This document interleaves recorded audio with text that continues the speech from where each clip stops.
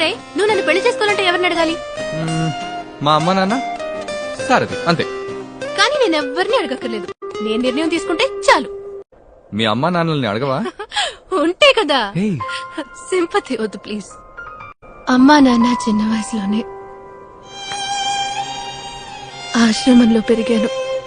Scholarship తో బయటకు వచ్చాను. ఉద్యోగం ఏదో గడిచిపోతుంది. ఇదంతా నీకు చెప్పాలనిపించింది.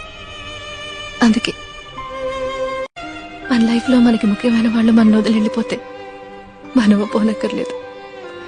ఏదో ఒక రోజు తప్పకుండా మన లైఫ్ మనకి నచ్చినట్టు మారుతుంది. నాకు మారింది. నువ్వు ఆలోచించు. హీరోవా? వాడు చచ్చిపోయాడు కదా. నేనెప్పుడు ఏ విషయం చెప్పాలనుకున్నా నువ్వు విన్నదే లేదు. నువ్వేదో ఊహించుకుని నువ్వేదో చేసేస్తావు. ఆ రోజు ఆశగా ఓ విషయం చెప్పాలనుకుంటే డివోర్స్ కావాలా అని అడిగావు. ఇప్పుడు సూర్యని చూశానంటే సిగ్గు లేకుండా వెళ్ళివాడి కాళ్ళ మీద పడ్డావు. ఎవడన్నా ఈ పని చేస్తాడా?